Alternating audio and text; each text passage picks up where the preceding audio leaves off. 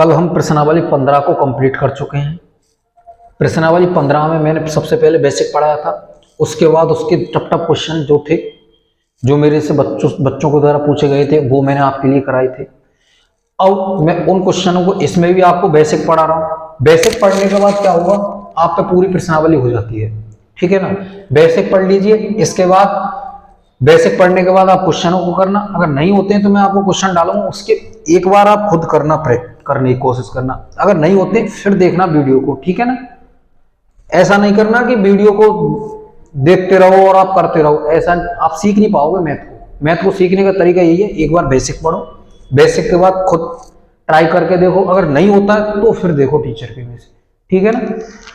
अब हम सबसे पहले बताते हैं वर्ग चिन्ह को। वर्ग चिन्ह क्या होता है? वर्ग चिन्ह क्या होता है? किसी भी संख्या में उच्च सीमा प्लस निम्न सीमा बटा 2।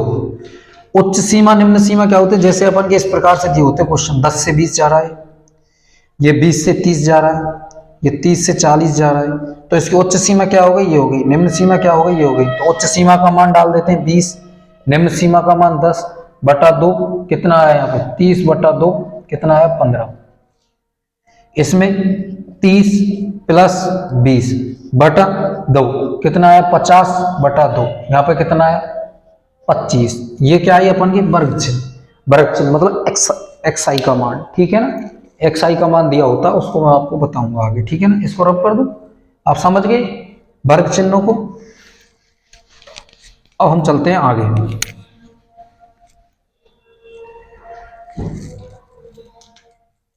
समांतर माध्य। समांतर माध्य, माध्य का मतलब क्या होता है? माध्य का मतलब बीच का, कोई बीच का। माध्य का मतलब बीच का, बीच की संख्या, बीच की संख्या होगी। अब चलो, अब समांतर माध्य निकालते कैसे? अगर नॉर्मली अपन को संख्या दी हुई होती है, यदि संख्या दी है तो समांतर माध्य निकालने का तरीका, सबसे पहले क्या करते हैं? सबसे पहले संख्याओं को आरोही या अवरोही क्रम में लिखते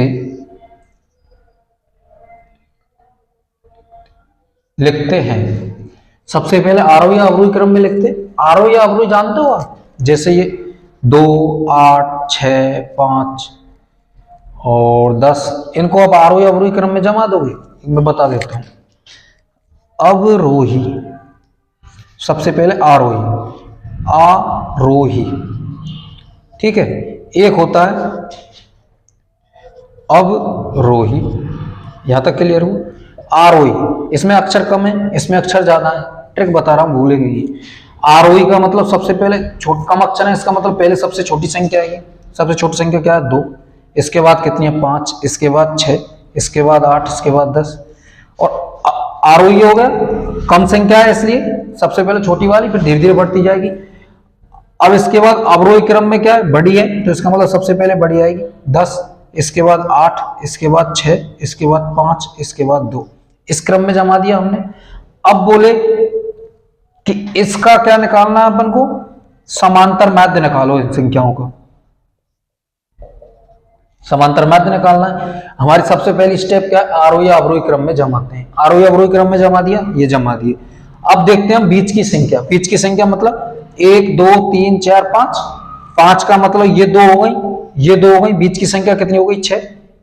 ये स्टेप गलत है, ठीक है ना।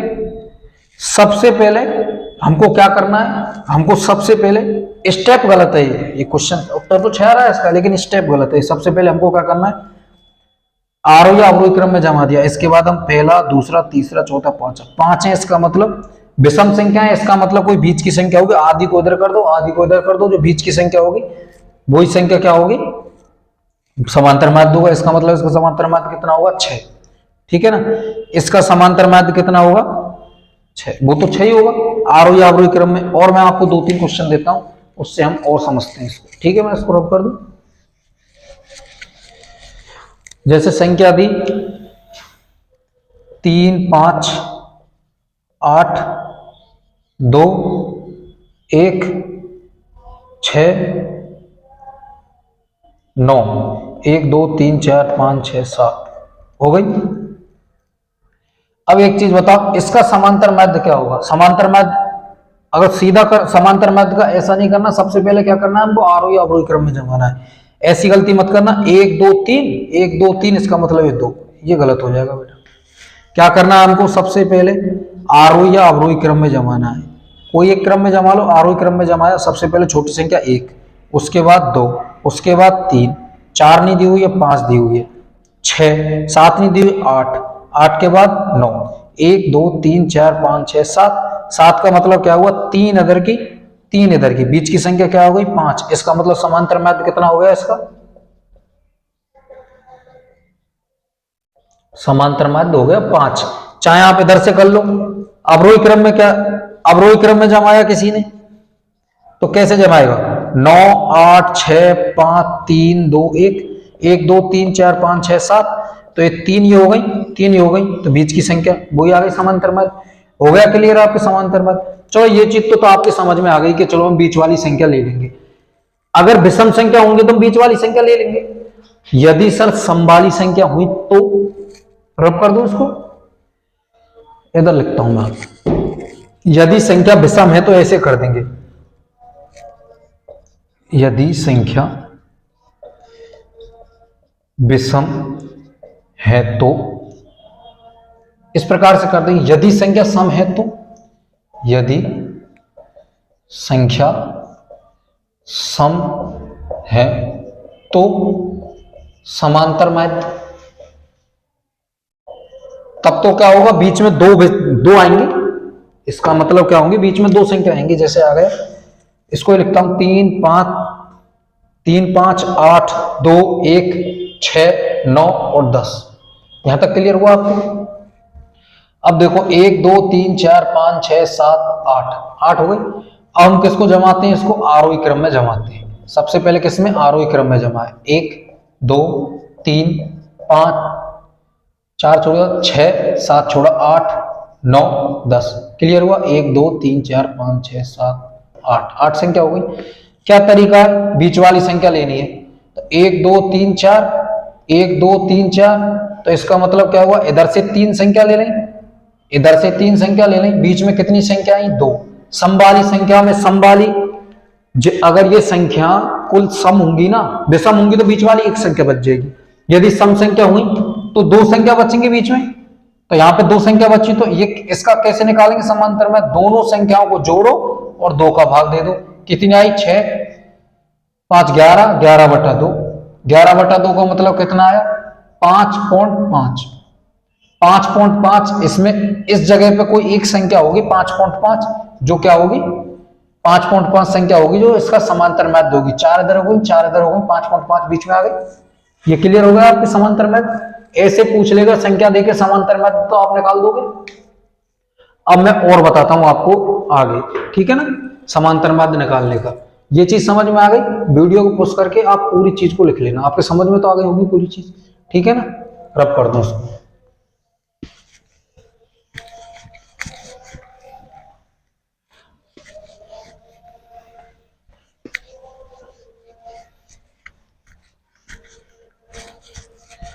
अगर हमको सीधी संख्या दी गई होती है तो हम सीधा निकाल देते हैं समांतर माध्य गिन के आरोही या अवरोही क्रम में। यदि हमको इस प्रकार से दी गई हो संख्याएं, जैसे इधर कोई सारणी दी गई हो और इधर कोई संख्या दी गई हो, जैसे यहां दी गई हो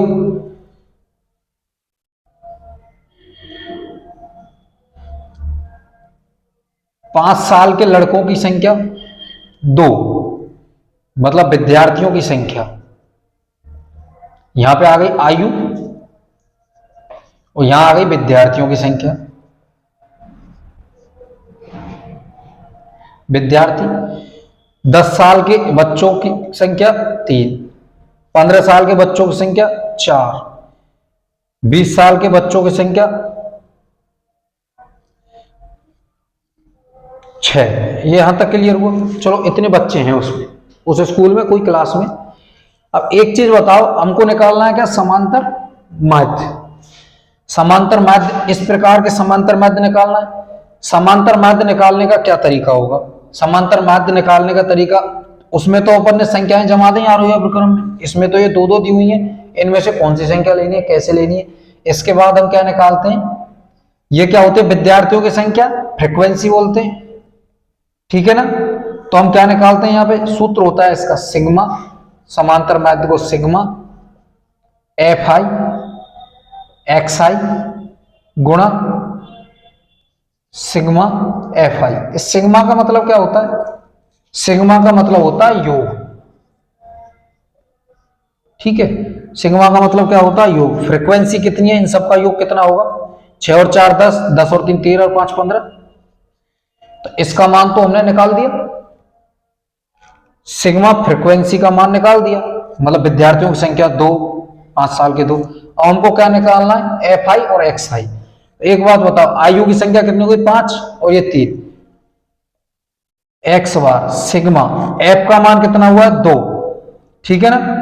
2 गुणा 5, एक तो यह आ गया, प्लस 10 गुणा 3, फिर उसके बाद 15 गुणा 4, इसके बाद 20 गुणा 6 बटा कुल कितनी आई, फ्रीक्वेंसी की संख्या 15।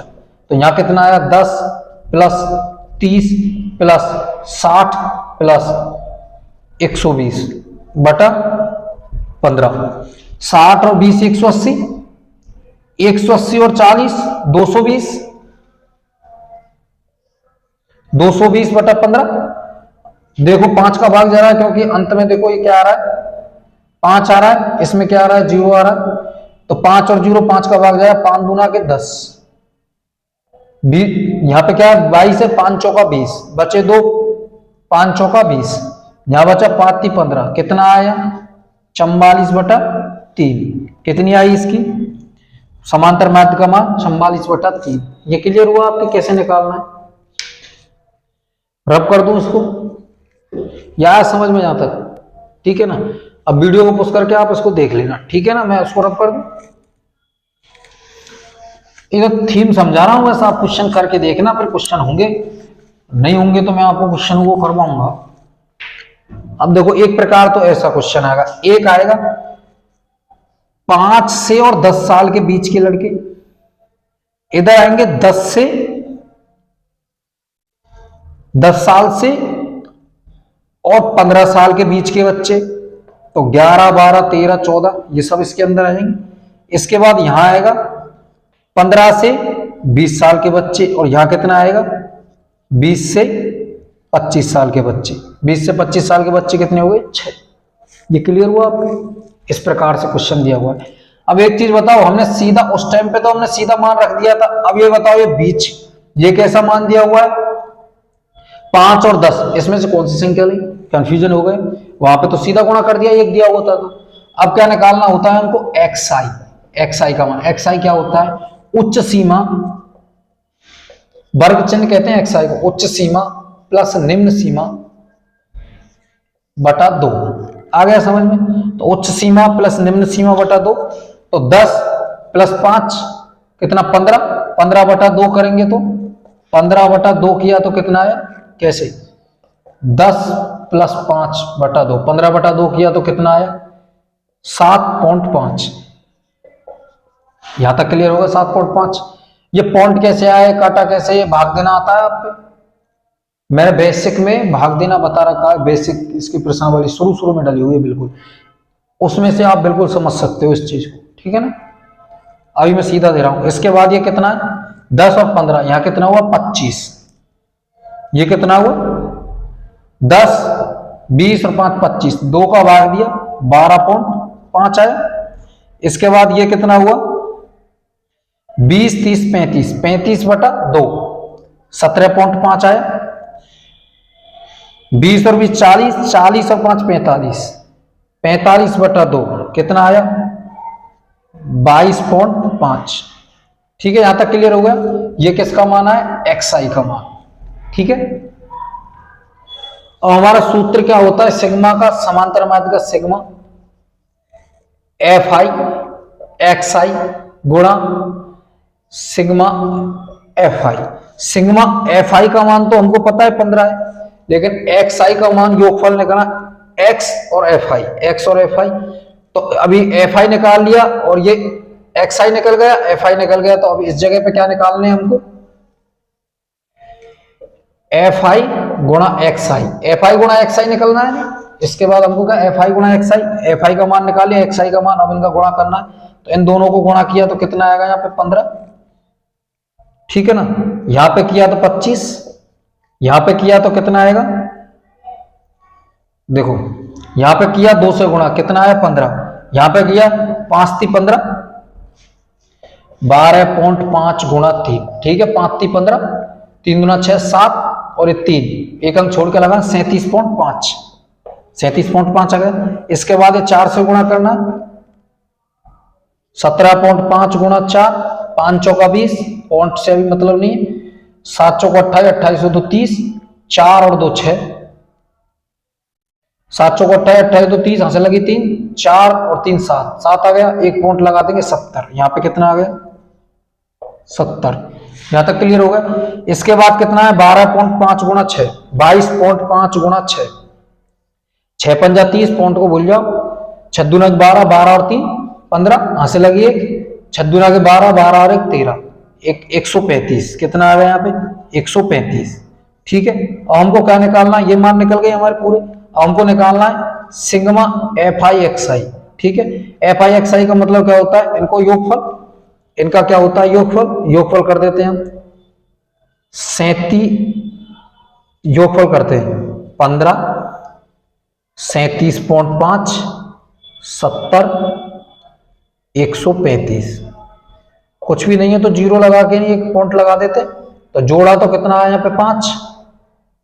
ठीक है, ये तो कितना है 5, 5 और 5 10, 10 और 7 17, यहां से लगी 1, 7 और 3 10, 10 और 3 13, 14, 14 और 1 15, यहां से लगी 1, यहां पे कितना हो गया 2, 257.5, कितना आया यहाँ पे 257.5। अब इसमें मान रख देते हैं हम सिग्मा एफ आई गुणा एक्स आई में 257.5 बटा 15। ठीक है, इसको हटा देते हैं पॉइंट को, 15 का भाग दिया, 15 एकम 15, बचे 10, बचे 10, यहाँ पे 107 हो गए, 15 15 का 15 15 15 5 75 56 57 105, 15 7 105, बचे 2 तो 25 हो गया, 15 एकम 15, 15 दूना के 30, 25 हो गया, 15 दूना 30, 15 एकम 15, बचे 10, 15 6 90। ठीक है, यहां तक क्लियर हो गया आपकी। और हमको क्या करना है, नीचे पॉइंट लगा हुआ है तो इसका मतलब क्या हुआ, यहां तक क्लियर हो गया हमारा। ठीक है ना, इसके बाद हमको आगे चलना है, तो कितना हुआ ये यहां तक क्लियर हो गया। अब कितना आएगा यहाँ पे, अब कितना 171.6 बटा 10, तो 10 का मतलब 10 का भाग देंगे, इसका मतलब क्या हुआ, एक अंक छोड़ के दशमलव लग जाएगी, 1.116 आगे सरक जाएगा, तो इसका मान कितना, समांतर माध्य का मान 17.16। ठीक है, ये क्लियर हुआ आपके समांतर माध्य का मान इसका। अब हमको क्या निकालना है, ये हो गया। अब हमको प्रत्यक्ष विधि, ये कौन सी विधि थी बेटा, प्रत्यक्ष विधि। एक कल्पित माध्य विधि होती है, एक पद विचलन विधि होती है। मैं तीनों विधियों को अभी बताता हूं आपको, ठीक है ना, यहां तक क्लियर हुआ। एक ही क्वेश्चन से मैं सब विधियों को बता दूंगा, ठीक है। इसको रब कर दूं, मिटा दूं, ठीक है। अब हम करेंगे समांतर माध्य की तीनों विधियों के बारे में समझेंगे।